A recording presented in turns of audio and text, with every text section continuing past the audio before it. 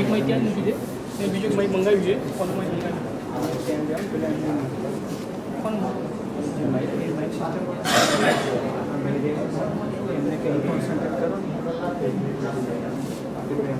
એમને ઓલું માહિતી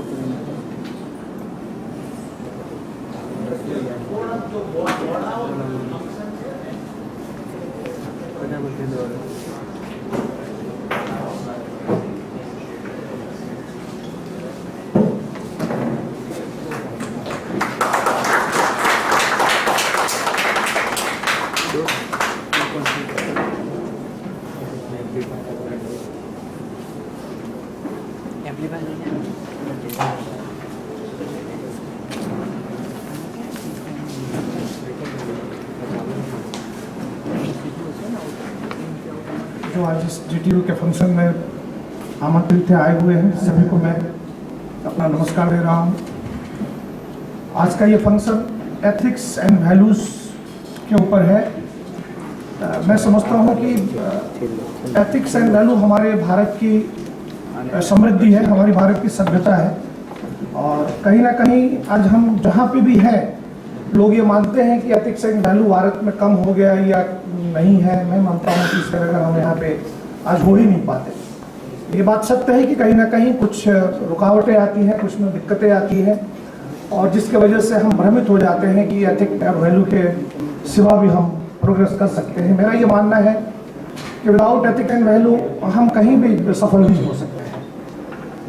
आज मुझे यहाँ पे आमंत्रित किया गया, मैं अपने को धन्य समझता हूँ कि इतने बड़े ऑर्गेनाइजेशन के बीच हमें बुलाया गया। मैं सभी को अपनी ओर से बहुत बहुत आभारी मानता हूँ कि आज उन्होंने मुझे आमंत्रित किया।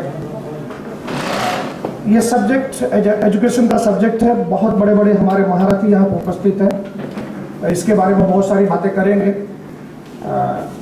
जैसा कि आपने सुना, एक छोटे से परिवार से मैं आया और धीरे धीरे गुजरात को अपना कर्मभूमि बनाया। ऐसे तो मैं रहने वाला यूपी के बनारस का हूँ, पढ़ाई लिखाई कलकत्ते में किया।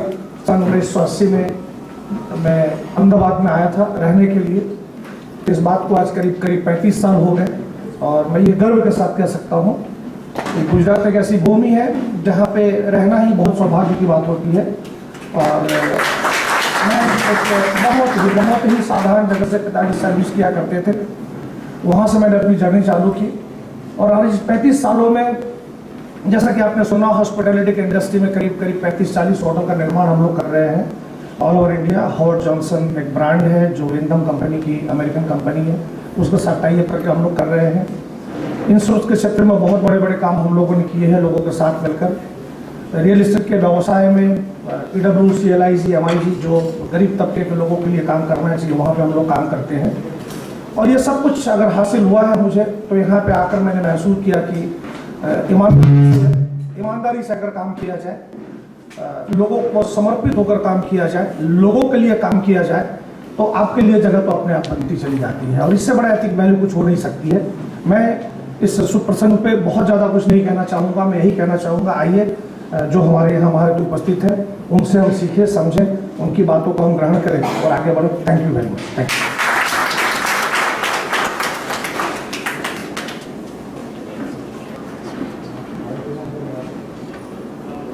Gujarat Technological University has honored to have a Vice Chancellor such as Dr. Akshay Agrawal. He is the man who had a vision for establishing postgraduate research centers in various fields. Because of his leadership, vision and persistence, Gujarat Technological University has received many awards, national and international level, and making GTU a world-class international university. I request Dr. Agrawal sir to deliver a keynote address on this international seminar.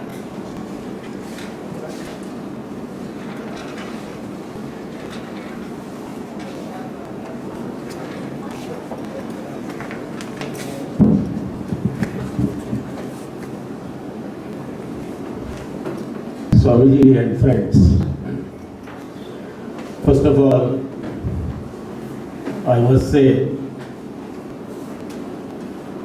that GTU must try to start its programs on time, and we are sorry that today we have been late in starting this particular event. Now, ethics is an area in which GTU has been working since 2010. The reason is that it's not really that in India as a whole our ethical values have fallen. In fact, every objective evaluation of India as a whole brings out the fact that the soul of India is still uncorrupted. The other day, an organization tried to find out in all major cities of the world regarding the honesty of ordinary people. And the method was they would throw a packet on the road and they will see whether this particular packet was returned or not. In the city of Bombay,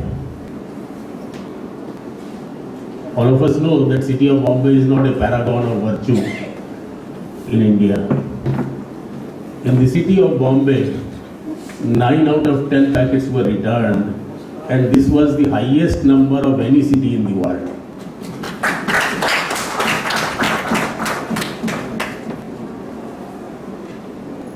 If you go to any major railway station, there's a lot of crowd, dirt also, which our Prime Minister is now trying to get rid of. But keep your bag, go to the nearby shop, eat something and come back. 90% chance is that the bag will not go. Go to Amsterdam airport, keep the bag, and if for 2 minutes you look to the other side, the bag will be gone. It's not a reflection on Amsterdam. This is what the nature of a human being when he is born probably is. But in India there is a basic ethics which parents teach, and that particular ethic is still intact. But the trouble is that we, the educated people, are forgetting that particular ethics. And therefore the need has arisen, unfortunately, for the universities to talk about it, to imbibe these values, to see that we, the universities which were supposed to be the leaders in ethical values, work to recreate them in all the students who come to us. Let me also say I have worked in universities here and I have worked outside. The universities in India basically are, I would say, even more ethical than the universities over there. It may be difficult for you to accept it because our universities are of course no good in research and knowledge creation. We are at a very low level as compared to even, if you compare even our best of universities, let's say IIT Delhi, in 2013 it was ranked 226 in the world. So even our best of institutions are no good as compared to the topmost institutions of the world. That is something we have to accept.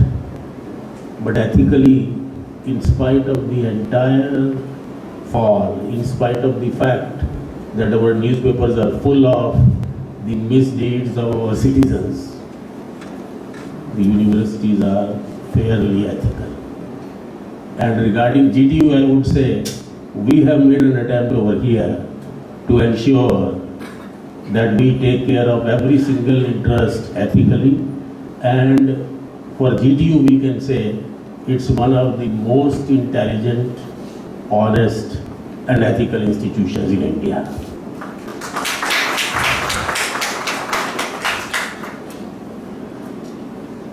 But ethics can be looked at in many ways because it encompasses the human behavior in totality. And therefore, we the teachers have to be very much more careful about whatever we say, whatever we do. Because as I go on saying again and again, and you may have heard me say it 10 times, that as a teacher, we have a responsibility which we have to accept. You may have taken a teacher's job as a job, because one has to earn something to live. But fortunately or unfortunately, you are also carrying along with this particular job the heritage of a system. There was in India a system up to about 1820 where the teachers were supposed to be truly devoted to the society and to the students. The kind of teachers we had were not seen anywhere else in the world. That's why India was great. And people had a respect for those teachers, and there was a word called guru which was used for those teachers. When you accepted a job as a teacher, as a professor at GTU, you might not have accepted the mantle of a guru. But the society does try to give us some respect because they think of us as gurus. The question that we have to ask every day is, are we coming up to that standard? Rightly or wrongly, you have got that particular mantle on your shoulders. As I said, when you accepted the job by appearing for an interview, you might not have bargained for it, but it has come to you.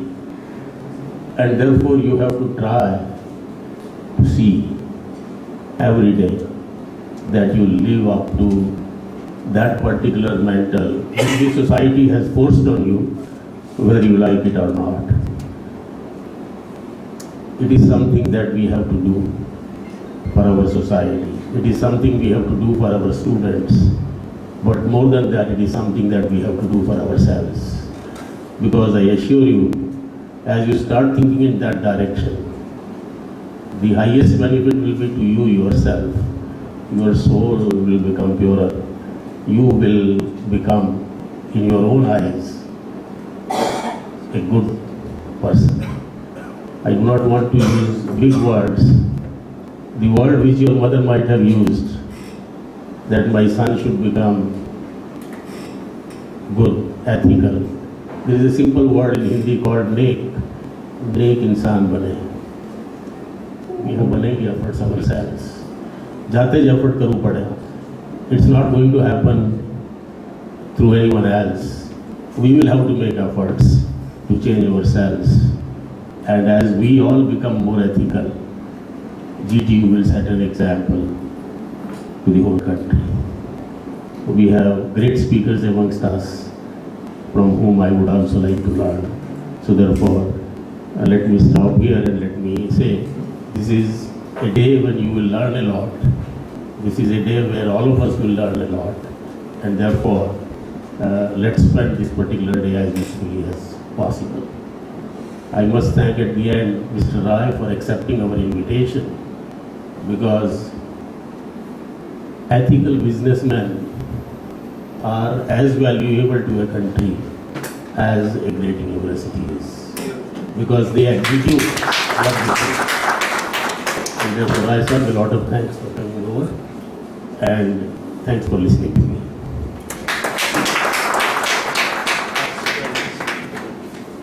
Thank you very much, sir. I request Dr. Shailesh Thakur, the head coach of this seminar, to carry out the further proceeding of this seminar. Dr. Shailesh Thakur. I don't want to stand in between Swamiji and you. And I don't want to take too much time. But the Prime Minister of India, Mr. Modi, was in Toronto, Canada. And during his visit, he shared his dream with Dr. Agarwal. So I want to create a best university in Gujarat. Would you like to come to Gujarat and South India? And then Mr. Modi invited Dr. Agarwal as the Vice Chancellor to South GTU from Canada.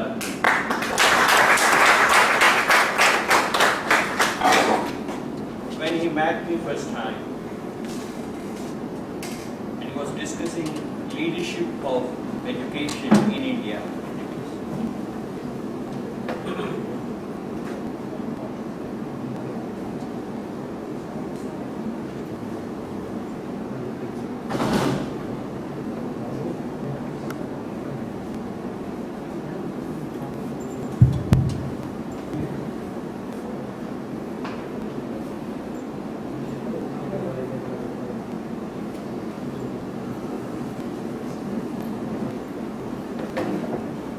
Leadership of education in India, and then we have 4 conferences on leadership. Hello. On leadership of education in India.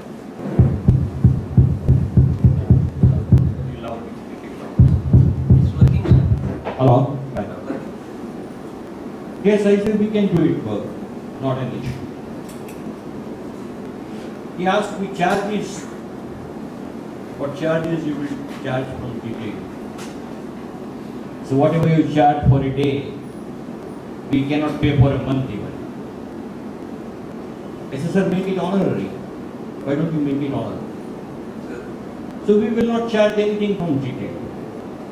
When you have a dream to create a best university in Gujarat state, we say yes to you. Go ahead and we will work honorary for it. And then I asked Charles Savage. Charles Savage said, yes, okay, I will serve on the board as an honorary member.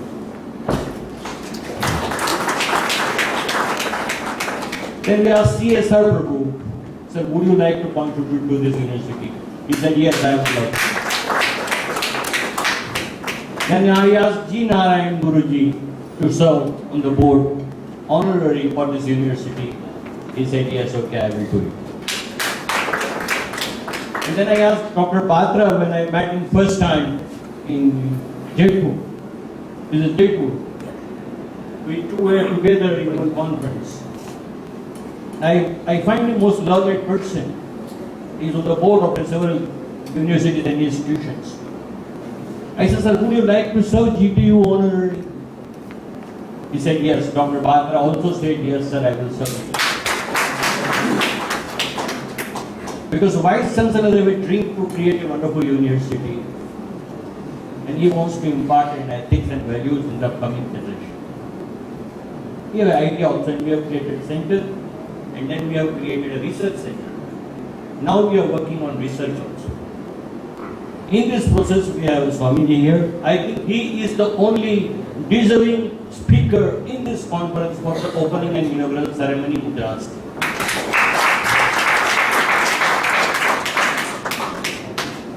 I am invited by most of the religious institutes of Gujarat and India to train sadhus and spiritual gurus in my life. When I heard him first time, we have shared a podium lot of times. But when I heard him first time in my life, I was dramatically impressed by this thing. Excellent, far level of knowledge and far level of practices of those knowledge in my life. Knowing is different, applying in life is different. And he is applying all those knowledge which he had learned in his life. And that's why he is the most eminent and prominent spiritual and religious leader of the Gujarat state. Today I hope he has more than 10,000 personal followers. Personal followers. And when he speaks at AMA, trust me, the entire hall is jam-packed. In the second hall, third hall is on CCTV camera, live webcasting, and people are standing.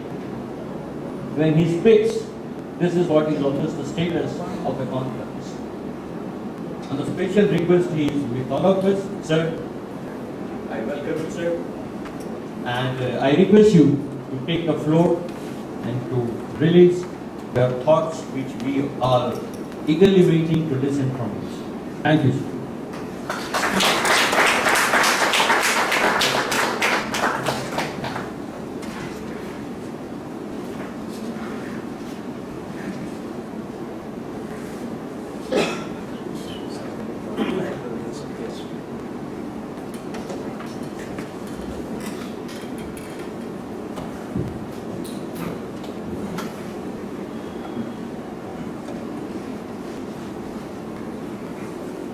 Om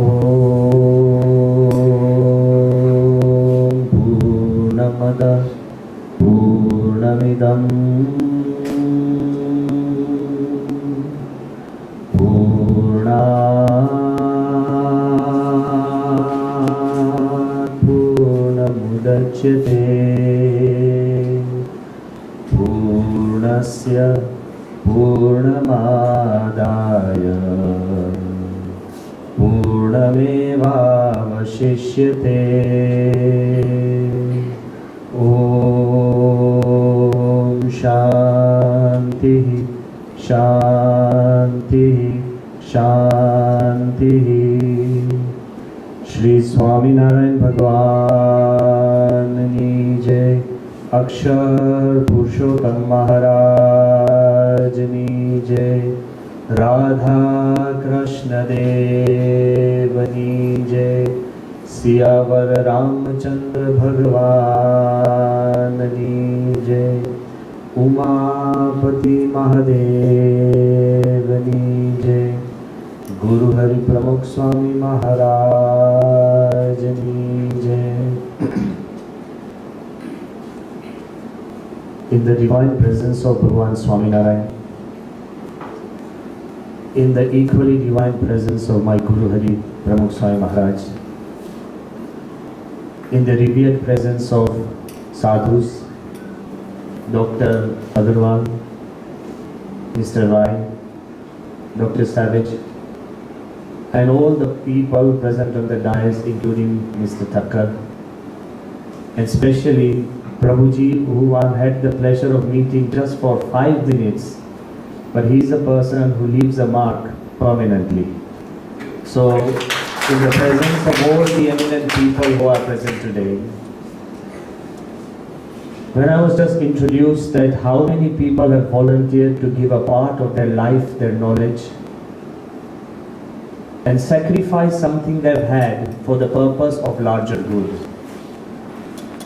I think ethics requires sacrifice. If you do not have the power to sacrifice something, there is no progress. If you are standing in the corner of one room, and if you want to move to the other corner, you have to let go of this corner, only then you can move ahead. If you want to change rooms from one room to another room, you have to sacrifice the room, only then you can have another room. If you want to change homes, you have to sacrifice your old home, only then you can have a new home. If people who have wanted to change countries, you have to sacrifice a country in order to have another country. And since I was a child, I've always imagined when man went to the moon, the 3 astronauts who risked, they just didn't risk their lives, they were risking the whole earth. If you want to step on the moon, you have to sacrifice the earth, only then you can move to the moon. We are here today for this conference, and we are talking about ethics. 100% in ethics, in the world of ethics, you have to have harsh and tough decisions. I always tell you, because it's a lesson that I've learned from myself, my own life, that if you are tough on yourself, life will be easy. And if you are easy on yourself, it's so simple. As Mr. Rai just said, I tell you, you must have taken so many tough decisions in your life to be where you are right now. Life is only easy if you are tough on yourself. And the guy who is looking for all the shortcuts and all the easy ways is going to have a real tough time ahead. So as we begin this conference on ethics, I also want to remind ourselves that we have to be a little tough on ourselves. We are not here to pat our backs. We are here to perfect ourselves. So with all due reverence and everything that Dr. Agrawal said, I agree with you. And definitely I can't disagree with you, especially when you are the chief. But anyway, I'm here not to preach. I'm here to discuss and share ideas. So look at reality. One very senior government officer in Gujarat government, he told me that just as the world moves ahead, everybody needs to upgrade themselves. Even religion has to be contemporary. If you stop interpreting the ideals of scriptures in the modern way, then people would become distant. We constantly need to reinvent ourselves, to link, to connect. So the Gujarat government had decided that the teachers are slowly becoming outdated because they have to teach the same chapters in maybe standard 10 or 11 or 12, and they have to do it again and again, year in and year out. So the teachers, the students go ahead and become doctors, the teacher still remains in standard 11. Think about it when you go home, right? But I'm saying there was no upgradation. So the Gujarat government invented this process of upgrading teachers, and the teachers have to be compulsory taking examinations. You might have heard of it, there were exams where teacher had to take. You know, to their shock and horror, he told me privately, when they went to all the examinations that teachers were taking, 96% of teachers were copying. Here's ethics for you. Just because somebody returns our bag from the railway station does not mean that ethics are full there. Just because I'm a religious person, that does not condone me from ethics. Everybody has to go under the surgeon's knife. Everybody is under the microscope. And we need to think ourselves first for anything to become ethical. First thing that we need is authenticity. Are you true to yourself? Do you feel right here? No pillow is as soft as a clear conscience. You could have the best bed, everything comfortable, but if you have a spoiled conscience, you won't get sleep. So it's very important that we try and know who we are. But we live in a world where we are so influenced, so tempted, in a world of shows and presentation and interpretations, that sometimes we get confused who we really are. And I want to start from the very basic foundation of ethics. Unless you know who you are, what your value system is, what you accept, what you don't, all these beautiful ideas of values and ethics will just fall flat. I'll give you a classic example. You might have heard of the name Charles Chaplin. Who hasn't? He changed the way cinema worked. He created happiness out of sadness. Charles Chaplin was perhaps the most famous actor in his time, and even for decades onwards. He could be the first guy who could take America on. And he rejected US values and refused to enter America because of some tiff he had. He gave up England and he decided to settle in Europe. But once when he was traveling through Germany, your homeland, once when he was traveling through Germany, to his shock and surprise, he found banners, posters, billboards everywhere because there was a look-alike Charlie Chaplin competition. Like you have look-alike Michael Jackson, Sachin Tendulkar. If you're famous and a celebrity, people have a look-alike, whether his hair or face, his act, or his system and demeanor, they look alike. And typical Charlie Chaplin, knowing him, he decided to enter. He decided to enter a look-alike Charlie Chaplin competition, and to his shock, he came number 7th. He was shocked. Then he writes in his memoirs that I was so shocked and surprised that I started wondering whether the 6 people before me looked more like me or me myself. He writes, we live in a world of showmanship, where the showmen succeed and the real men fail.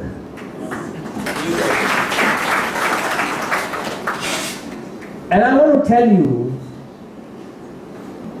it is that world. Let's not fear, let's not move away, let's not have an ostrich mindset and sink our heads in the sand and think the world is safe. I'm not here to tell you the world is not good. But I'm telling you the forces are there, and it are so soft forces around us that we get cushioned in these forces and we forget the reality.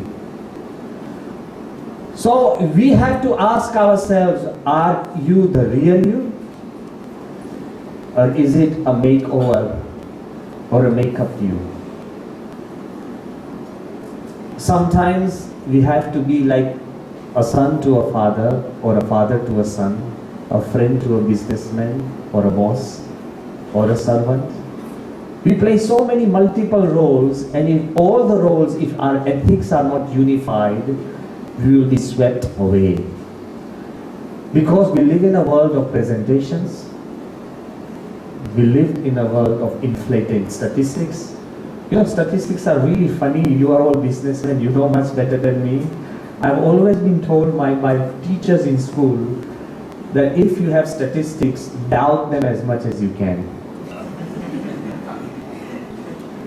There are 3 types of lies: true lies, white lies, and statistics. And I really don't want to really force you, because I want to tell you, when somebody tells you, even in statistically, on average, we always work on average. On average, you know, people feel like this. On average, people feel like this. Look, if somebody tells you on average the river is 4 feet deep, don't cross it.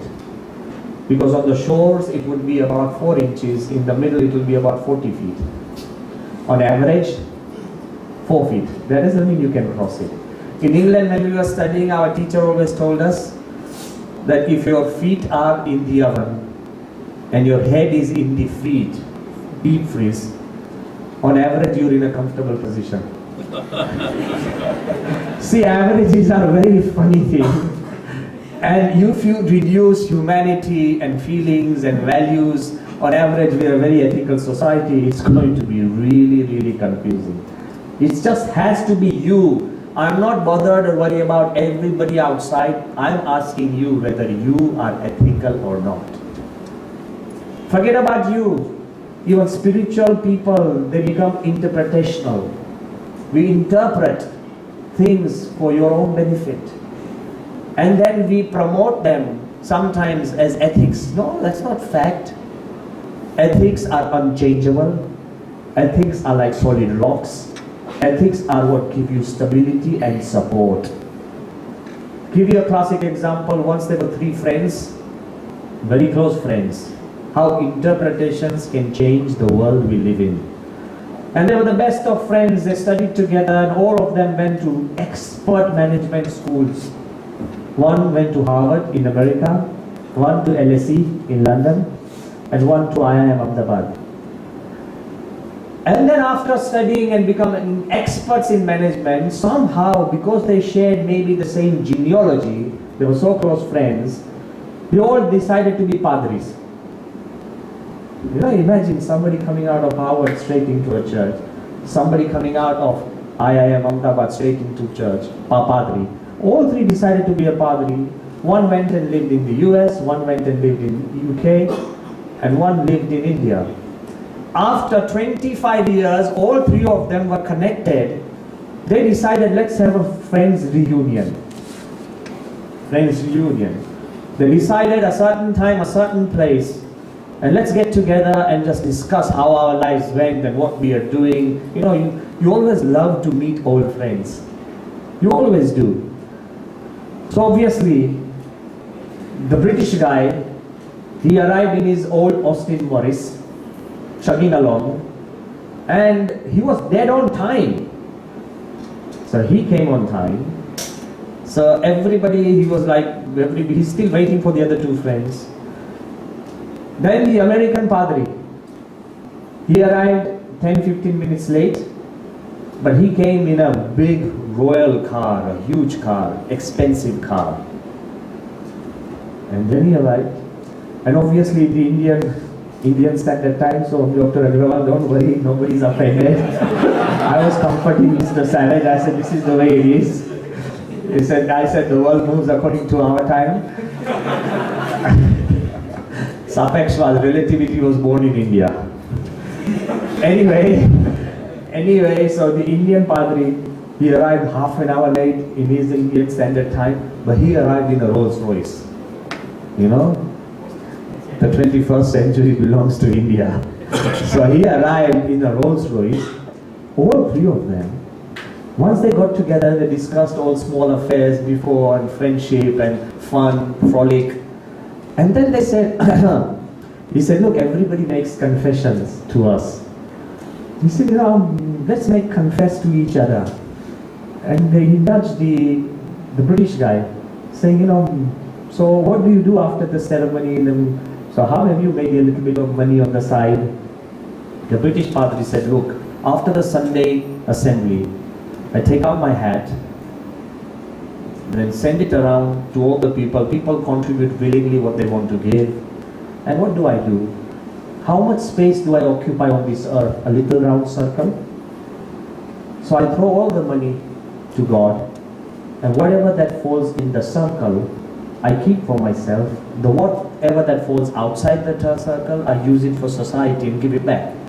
So from that little collection, from that circle, I got this old Oldsmobile, Austin Morris, and I'm moving.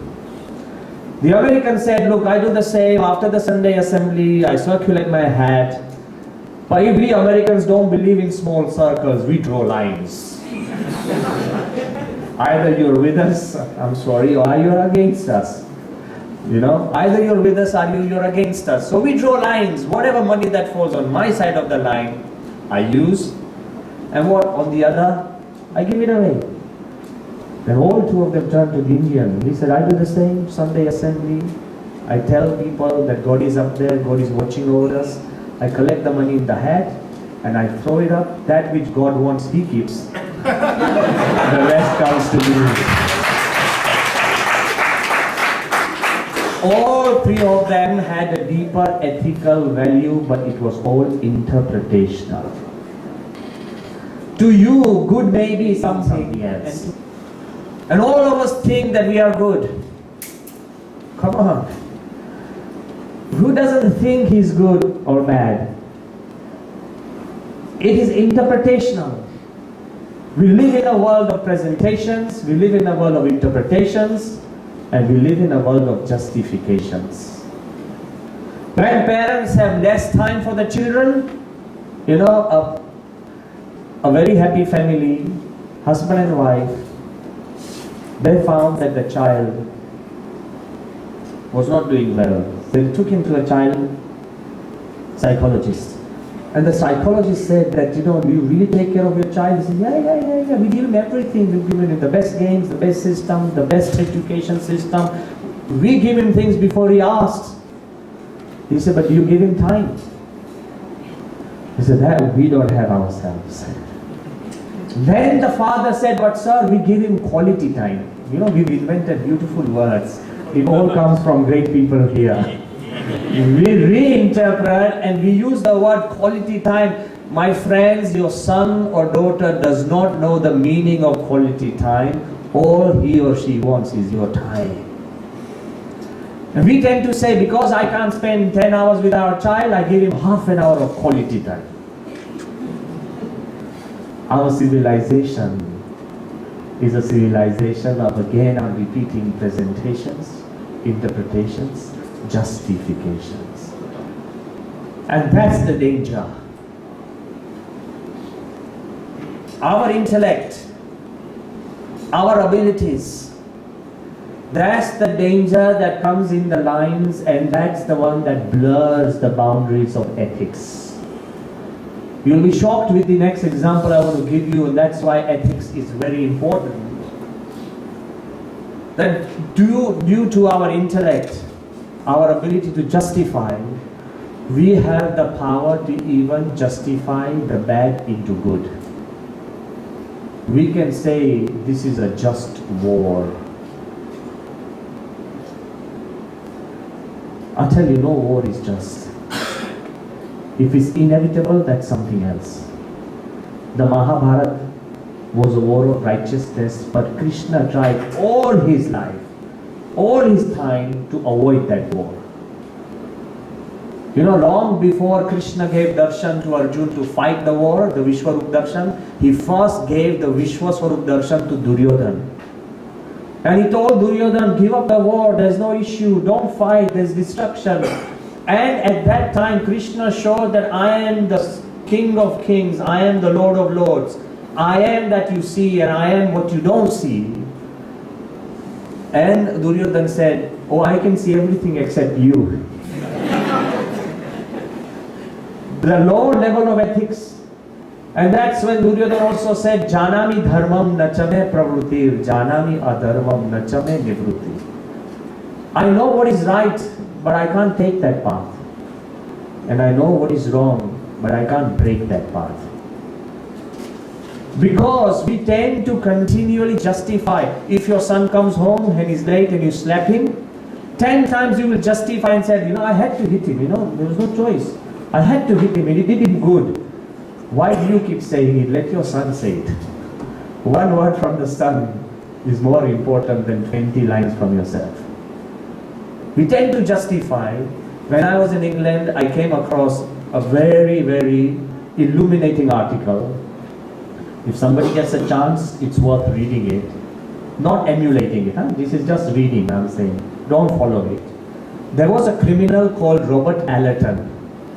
Robert Allerton. I'm talking about 30, 40 years back. And he kept coming out of the prison and going back.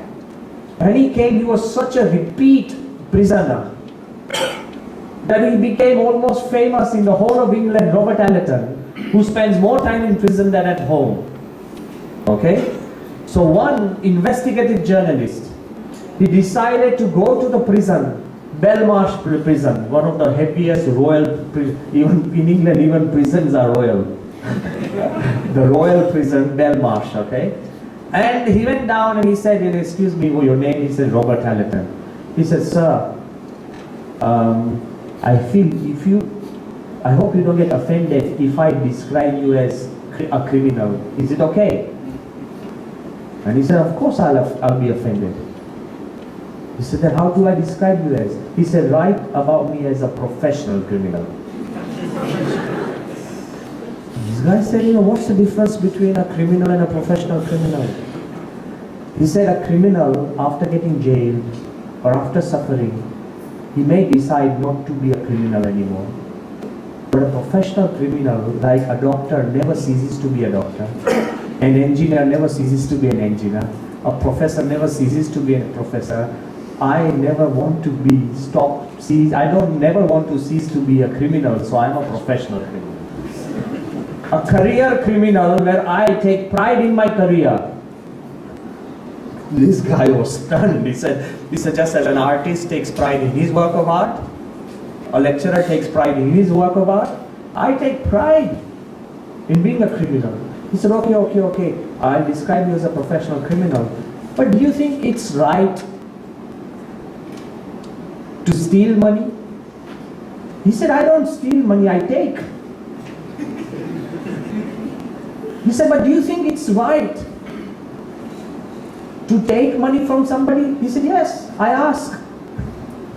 I meet somebody on the street and I said, give me your money. I have the decency to ask. He said, if somebody refuses to give the money, would you beat them up? He said, of course, I give them a choice. Either I beat you up, you give me the money. If he chooses to get beaten up, I help him. Be with me very carefully. I'm peeling off the analytical layers. He said, I give him a choice. That either you give me your money, or either I beat you up. And if he chooses to get beaten up, it's his choice. I just help him. I don't want to beat him up. This reporter, he is already tangled in his mind. And then he says, but sir, do you think it's right to take money like this? He said, look, I'm an honest person. People out there who do trading, the shopkeepers, they buy products at a lower price and they lie to their customers and sell them at a higher price. They cheat and lie. I'm an honest guy. They even take credit. They say, if you don't have all the money now, go home and bring more. I never tell them, I just say, give me what's in your pocket. I don't send them home to get more. Look at the world out there, the business world out there is based on cheating. Where you show little, ask for more, then you make all your marketing. What is it? What is marketing? Tell me, come on now.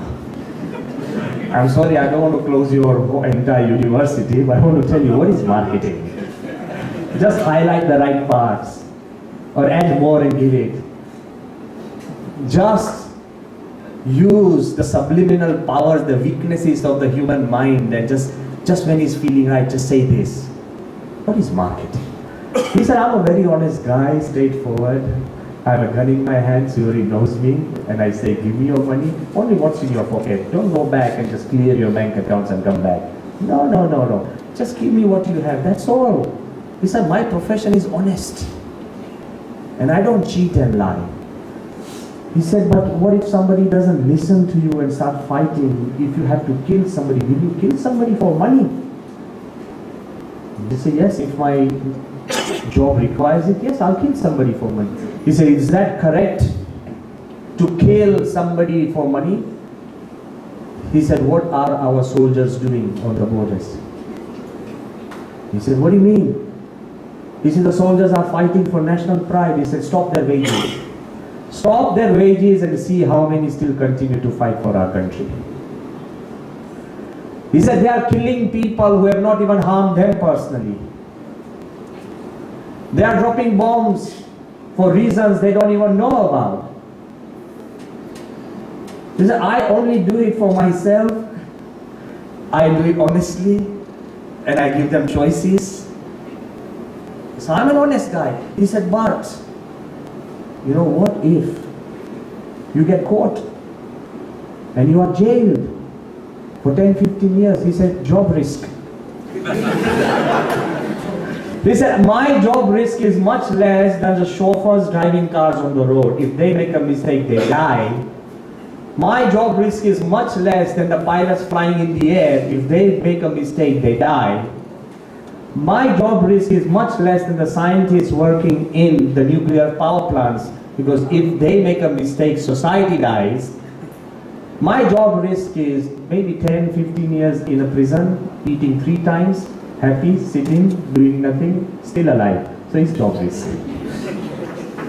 This guy, he came out and said, my God, he justified every inch of his life. Okay? Every inch. Now I want to ask you, by justification, interpretation and presentation, you can also make even the bad look into good. I am just here to tell you that the good is good and the bad is bad. It all is felt in the heart that you and me feel. Ethics is a very different world. And if you know that this desire to be good, but at the same time, Bhagavan Swaminarayan said, inside our heart there are 2 conflicting armies, the good and the bad. And majority what happens? Then we giving to one part and get swept away. In 1995, after our London temple was built, And if any of you are traveling, it's a very beautiful temple. It's been awarded one of the finest environmental buildings of the whole of Britain. Not only that, it has been voted as the most loved building in Britain by general people. It is perhaps the most secular spiritual building, because recently the London Olympics, when they were searching for a couple of buildings to decorate the Olympic medallion, the souvenir medallion with, they selected 10 buildings of Britain. Obviously, the Big Ben, the Tower Bridge, the Parliament building, all these British buildings, the only non-British architecture was the BAPS Swaminarayan Temple on the souvenir of the London Olympic medallion. So when that temple was being built and we were a part of that team that built it, what happened? With his son, maybe 5-6 years old. And he told Pramukh Swami Maharaj, the Swamiji, this boy keeps asking so many questions. And I was there standing next door, so I was very curious. I said, what questions did he ask? He said, recently my son, his name was Vandan. He said, recently my son was asking my wife, then Mom, who is the boss of this house? And I said, yeah, but the mother said, your dad is. He said, when dad has gone out to work, who is the boss of the house? She said, I am. He said, when you are out shopping, who is the boss of the house? Your sister. When my sister gets married, who is the boss of this house? He said, then you. He said, good. He said, but why do you want to be the boss of the house? He said, so I can be bad. We want freedom, not to be good. We want freedom to be bad. You are what you are in your dreams. Whether in a dream you observe the line of ethics or morality. See, what we can't do when we are awake, we tend to do in our dreams. I am here to tell you the final line between good and bad. And it's very important that we understand that for being good, for ethics, we have seminars, we have curriculums, we have colleges. We have everything to teach this. But for the bad things, no colleges, no curriculums, no coaching classes are necessary. All the swear words, the ways to lie, the ways to cheat, the ways to hurt, they are all learned from the streets. There are no schools, there are no curriculums, there are no experts teaching.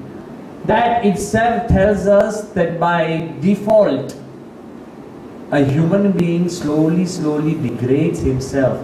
Just as you take an apple, you put it here for 2 days, it decays in 2 days by doing. Has a decayed apple, if I take a decayed apple and put it in 2 days, does it become normal? So decay and degradation seem to be, if we don't do something, if you are not active, if you are not positive, decay and degradation seems to be the normal course. So that's the reason why we have to be more aware. That's the reason we have to be more active in these lines of doing good.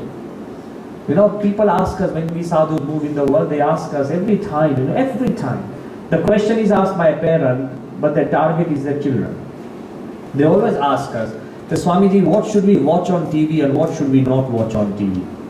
TV ma su jovaya ane su? And my answer is simple, kone khabar nathi.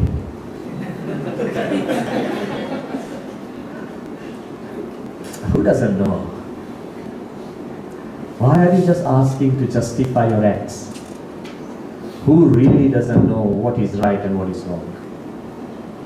We have a conscience, and we do know. But we tend to become desensitized to it, we tend to justify it, we tend to reinterpret it, and we tend to present it in a positive way. That's why our ethics are disappearing. And the most important part is that it's not just your fault or my fault. I just want to explore this. It's not just your or my fault. We live in a world where we are constantly being conditioned. We live in an age of Rajiv Gandhi where every garland has to be doubted. How was he killed? With a garnet.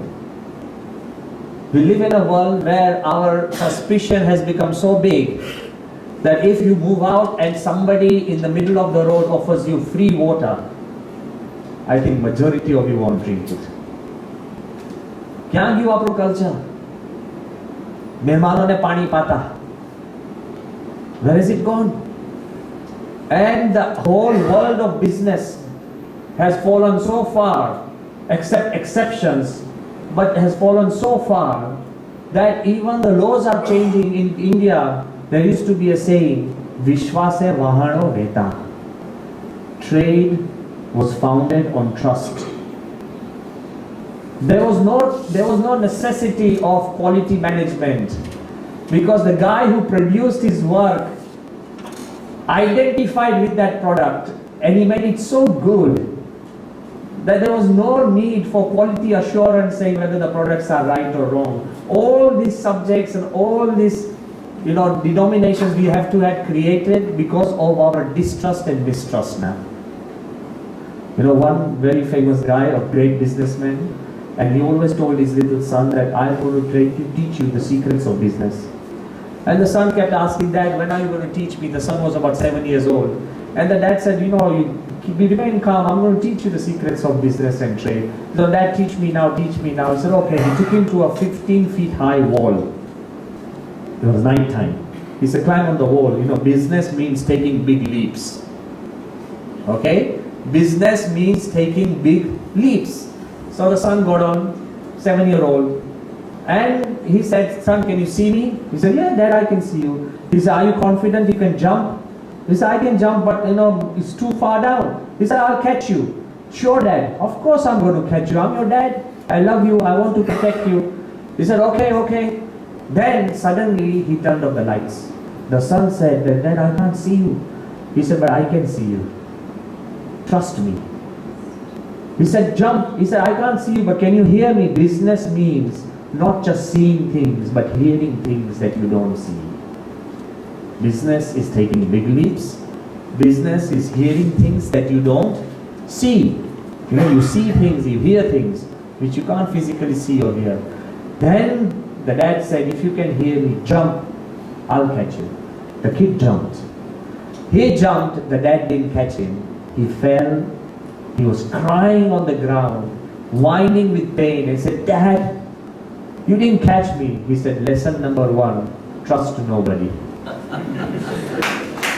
Imagine, I am trying to tell you now, business are begun by finding out whom not to trust. Originally, businesses were founded by people whom to trust. I am here to really just tell you that we live in this world where we are in constant flux. But at the same time, I want to tell you, the secret question that each one of us is asking, that why should I be good when the world is bad? If everybody takes a bribe, it's the system. Why can't I take it? Why should I be the only one? Your children, when they are fighting, they always tell mom and dad, why am I the only one you tell off? Why me? People always keep asking. I am here to tell you, reinterpret this question. Even if the whole world is bad, does it give you a right to be bad? I'm asking you. If the whole world is blind and you are the only one with eyes, will you poke your eyes out? Say yes or no. If the whole world is blind, you are the only one who can see. Is it right to become blind? If you are the only one who can see, it's your duty to lead. If the whole world is limping, you are the only one with safe and sound limbs. Should you chop off your limbs as well? I am here to ask you, if the whole world swears, you are the only one with some decency, should you also start swearing? If you have a right set of ethics, if the whole world turns into darkness, be the star that lights up the night. Don't be the darkness that darkens the skies. You have the power, if you alone decide that you want to be good, you have the power to be good because you can choose. You have the power to define and redefine your own sets of ethics. And that's most important. I am here just to remind ourselves with a couple of incidents that goodness still works. Honesty is still the best policy. Honesty is still the best policy. You know how goodness works? And I want to also really tell everybody that goodness works in the way that we need to understand that first goodness returns. I'll give you just simple 3 examples very quickly. And these examples you can form the core part of your discussion as well. If you do a good act,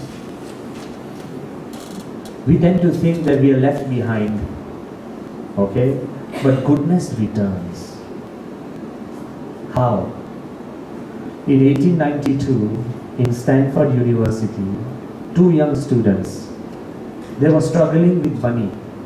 They did not have money to even pay for their fees, hard of cash. But they were inventive children. So they decided to hold a special piano concert by a famous pianist, Paderewski. He was a very famous Polish pianist, Paderewski. And they decided they will hire out the hall, sell tickets, get money, pay our fees, and that's all. That was their interest. Nothing, no business, no money. What happened? Paderewski had told them that I will charge $2,000 for my show. They had all calculated everything in, figured it out. But to their disappointment, the concert did not really take off, maybe due to rains or bad or ill weather. Nobody hardly turned up. The amount of money they could gather was just $1,600 from the tickets. Forget about paying the hall. Forget about paying Paderewski. Forget about paying the fees. So with a heavy heart, these 2 students, they went to Paderewski and said, "Sir, we were supposed to give you $2,000. It's just $1,600. Paderewski asked why. He said, "But we only got $1,600. He said, "But why did you do the concert?" He said that we were hard on money. We had to pay our fees. Now we'll do extra work. First pay you your $400 extra, then get money for our fees and then study. Paderewski said, "You are such industrious young boys. Forget about my money. Keep the $1,600. Pay $1,200 for your fees and $400 extra, you just keep it on hand for other educational expenses." The kids were happy. The time, 1892, it's all forgotten. Then what happened? The First World War came. From 1915 to 1990, the First World War, the ravages of the war are not just during the war, but the after effect, the aftermath. And European countries, because of lack of transportation, lack of business, lack of trade, lack of efficiency, majority of the countries were suffering from famine and lack of grains. And the most affected, Paderewski, after leaving America, he happened to become the president of Poland. The whole nation was struggling. Suddenly he gets some news on the wireless that out of goodness and kindness, the American nation has sent shiploads of grain, specially earmarked for Poland. And they were going to arrive in France. And from there, they had to be distributed. Paderewski, the president of Poland, makes a special trip to France, where the Secretary of Foods and Supply, Herbert Hoover from America, has arrived, a young dynamic secretary, Herbert Hoover, who later on went and became the president. He arrived. The first person to rush to Herbert Hoover was Paderewski and saying, "Thank you. Your grains will save the entire nation." Herbert Hoover said, "Sir, no need to thank me. If you remembered, you did a good act for a young student at Stanford. I was that student. I am just repaying my debt back." I ask you, how much is $1,600 worth? It can save a nation at the right time. If you can be good even to your rickshawala, in India, what we have this amazing weakness. When we pay for something, we think we own it. बिचारा rickshaw वाला ने इतनी मेथी मारी है You know, we are so bad and rude bosses. Just because you are paying him his fare does not mean you own him. Be kind, be generous. Goodness returns, if not to you. That guy is going to go home and become nice to his family, it returns to them. Why can't you make goodness your most important commodity? Why can't you do that? Recently, the University of Michigan, the University of Massachusetts, and the University of Washington, they have done parallel researches and they found, simple things.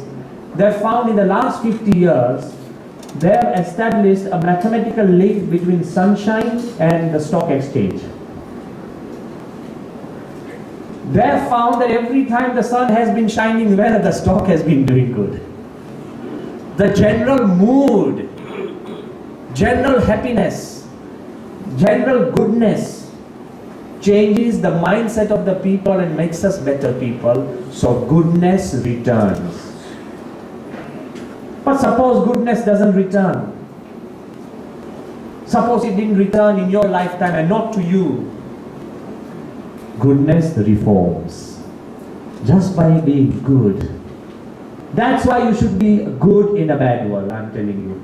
Goodness reforms. Another classic example which is close to my heart and I've always thought about it. In 1987, I'm bringing you 100 years forward now.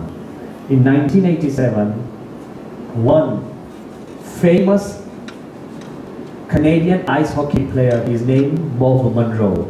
I'm giving you names and details. You can get onto the net and read it and look at it for yourself.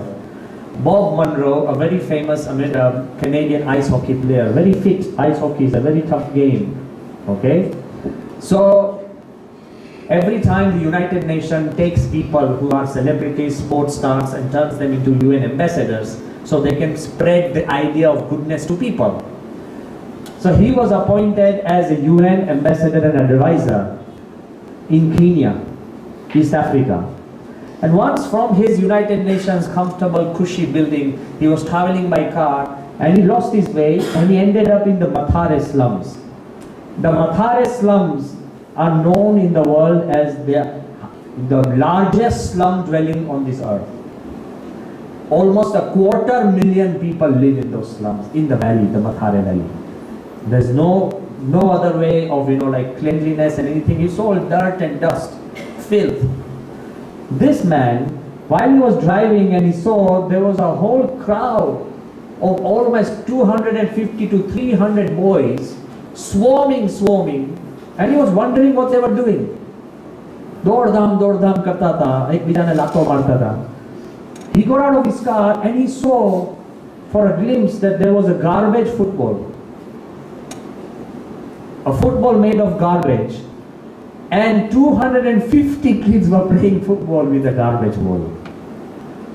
Him being a sportsman, he did not get down technically to really help. But him being a sportsman, he saw the boys were kicking each other more than the ball. So he shouted, he said, that's a foul. He couldn't take it because he's a sportsman. Suddenly all the kids stopped and they looked. And then in Swahili they said, a white man is known as the Mzungu. So all the children started saying, Mzungu, Mzungu, Mzungu. And he felt that he died with the right thing or wrong thing. The only way of coming out of this sticky situation, 250 slum children eyeing you, crowding you, calling you names, is not a happy sight. So he said, wait a minute, can you explain that tomorrow I will come with a real football? The only way to get out of a situation, he said, tomorrow I will come here with a real football for you. So everybody backed off. Next day when he came with a real football, there were 3,000 children ready to play.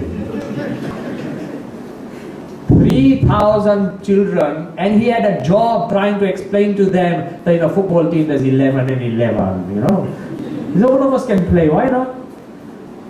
So there was 3,000 kids and he became so taken aback, so emotional by the sight of 3,000 young children wanting to play and who had never seen a real football. So he said, let's do one thing. You can only play with a real football You can't play football on garbage. You need to clean the place. I'll give you 1 week to clean up this area, create a size of a football pitch, and then we'll play. He took the ball back. Amazing thing happened. All the kids who were busy dumping litter, they started cleaning up. Day in and day out, day in and day out, day in. And in 1 week time, they cleared up not just one football pitch, they cleared up 4 or 5 the size of football pitches. He started bringing in volunteers from United Nations. He started talking to these children. He started creating teams. He started teaching them rules. Not only that, this he started in 1987. Okay? He started adding more rules which are not in the football language, that if you study, then you get a centre forward position. If you do social work, then you get a special position. If you help people, you get this position. If the referee has made a decision, and if whole team comes and crowds the referee, the team gets disqualified even if it's winning 10-0. He created rules within rules, a different book of ethics, which most footballers don't know. He created. You know the magic that happened? By 1991, in just 4 years, all the 11 players of the national Kenyan football team came from the Mathare slums. All 11 players came from the Mathare slums. And in the next few years, he created a league of 1,000 football teams of 14,000 players. The kids became free from drugs. They started studying. They created their own charter. Then they made another team of 1,100 football teams for girls. The Mathare story became so successful that Pele, unfortunately, is ill. He invited the entire Mathare football team to Brazil, and they played with the Brazilian football team. Such an honor is impossible because one man decided to speak up when there was a foul. One man decided to speak up when there was a foul, and he had the time and patience to talk. Soon he was transferred to Nigeria, and while he was moving along Nigeria, he saw 4 young children playing football with a garbage ball, and he said, "Let me tell you a story of some children who are playing football with a garbage ball. Do your job again and again and again and again. Goodness returns. If it doesn't return to you, it reforms. Do you want to change the world? Be good. If you are good, then slowly and steadily it changes. And the last thing which I want to leave you with, that suppose goodness doesn't return. Suppose you've tried so hard and it may not reform. You want to do so many things, may not reform. One thing is very clear, and it's my word and promise as a sadhu to you, it rewards.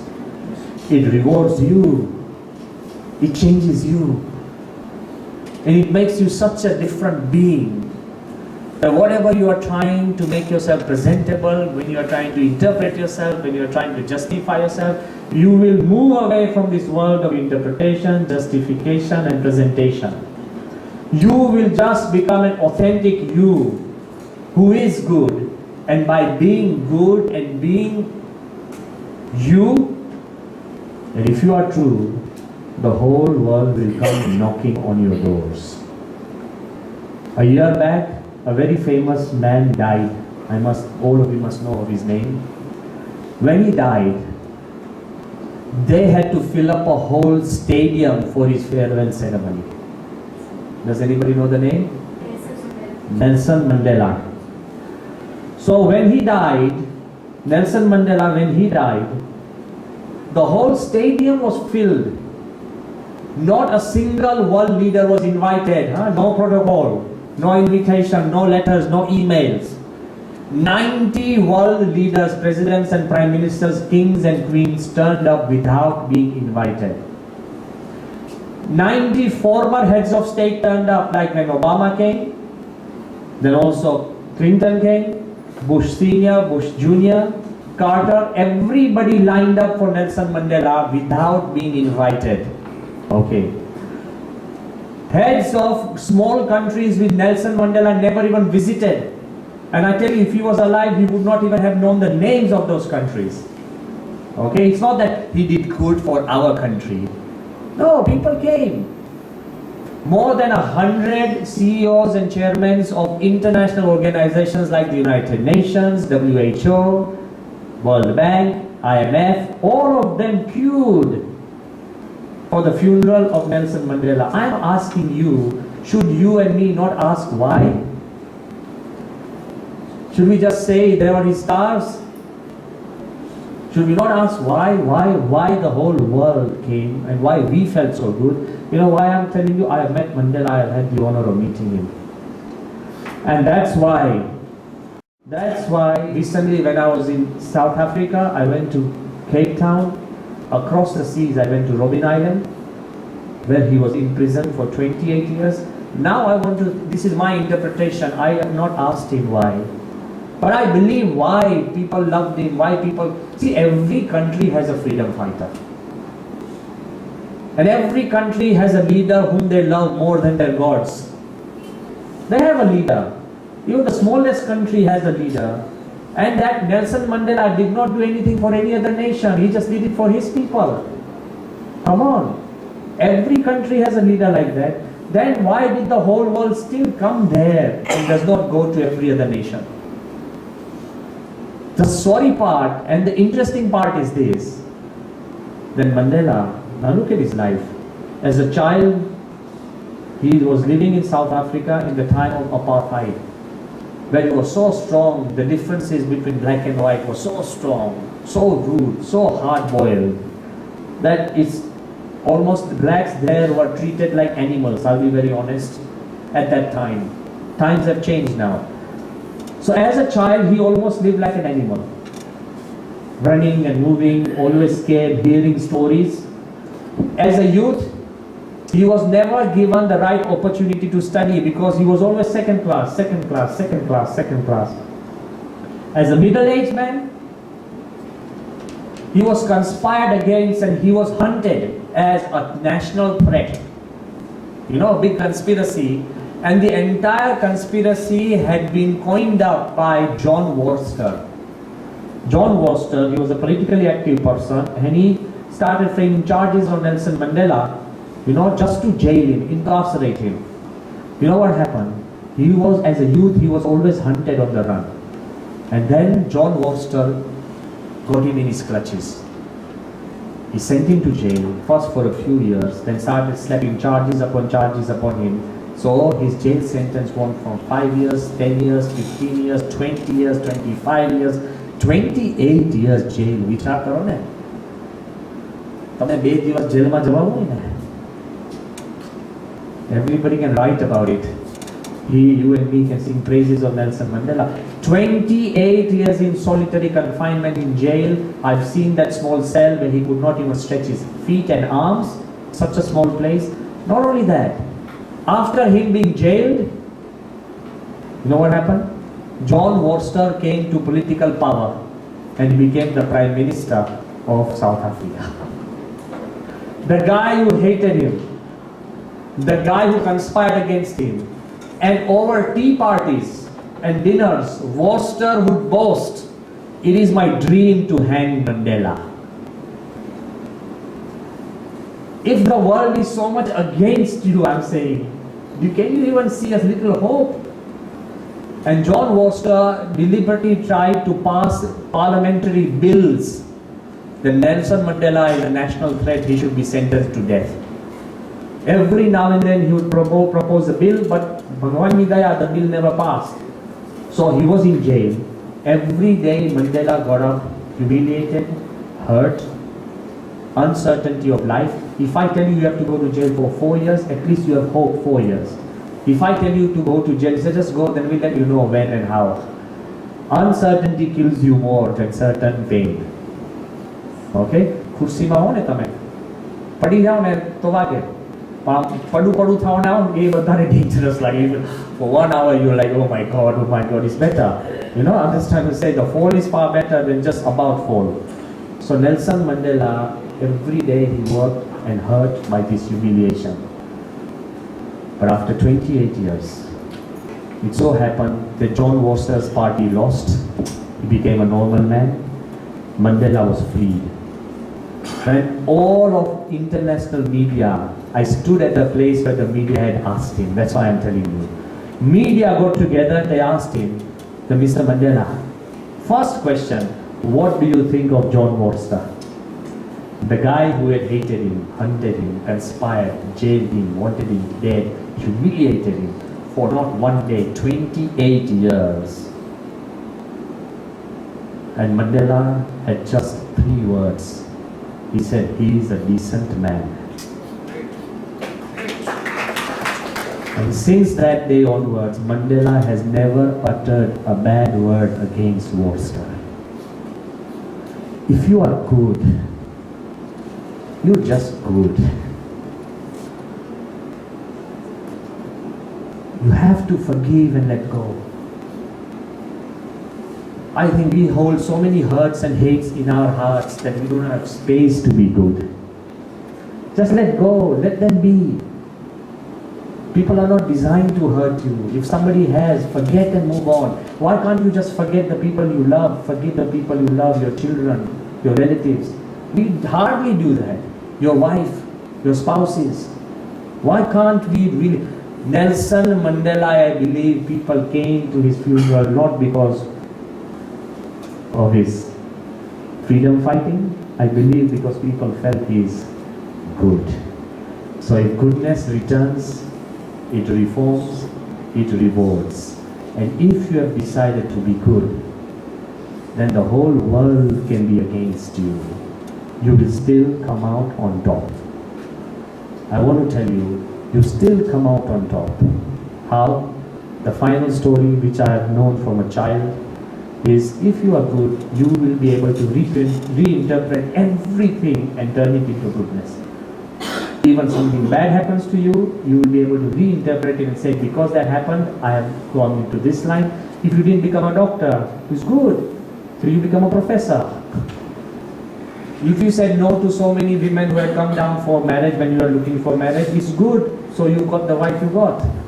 It's because you say no. It's because sometimes you fail. It's because you sometimes don't succeed. You are what you are.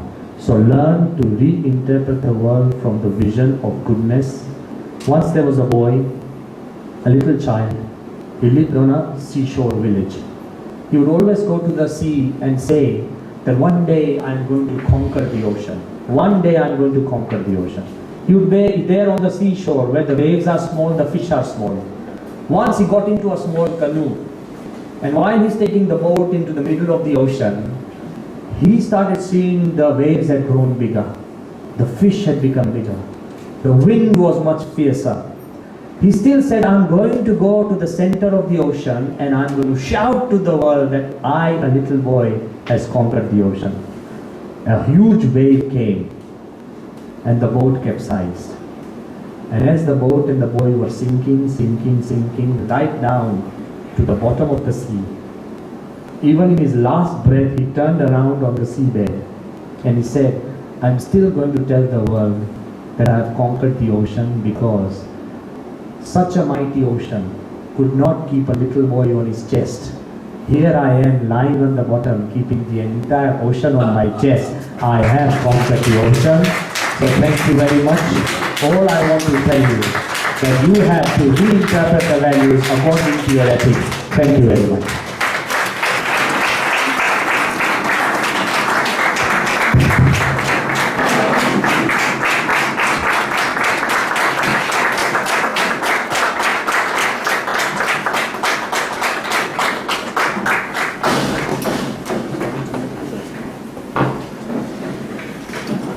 Swamiji is always mind-blowing, as you said.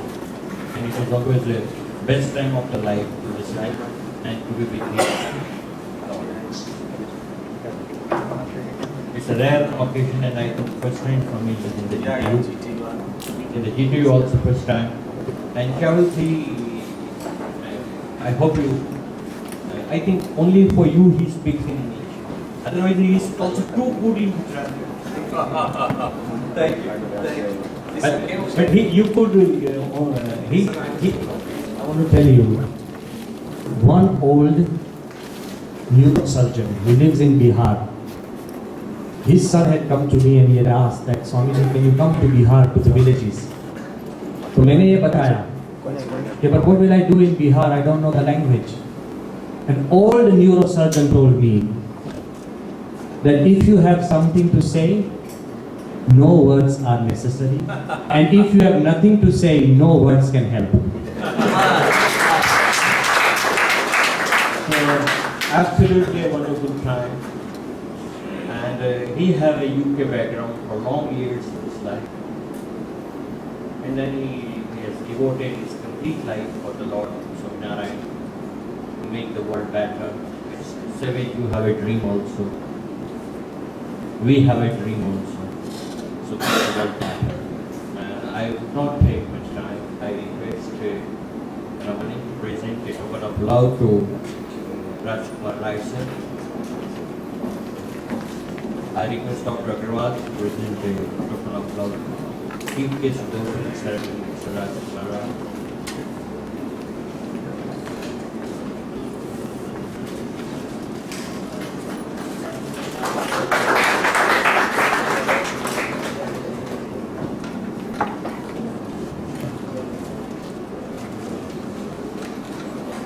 I request Ramani for further proceedings.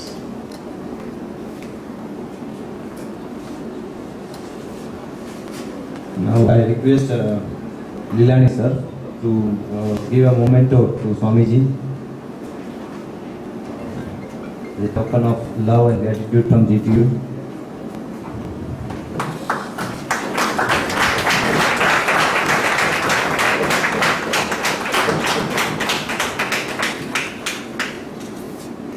On this occasion, I would like to give honor to see our Mr. R.H. Rajput. Now he is doctorate and he got his PhD yesterday.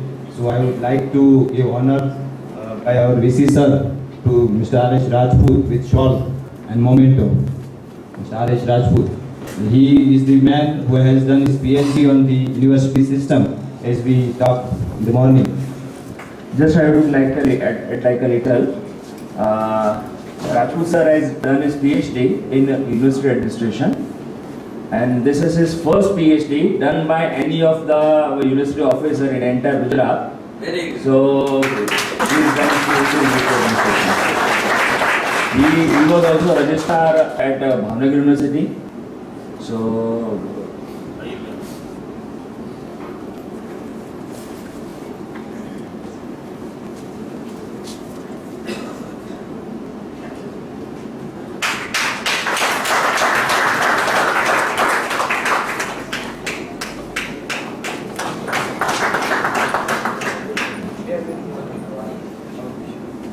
Now I would like to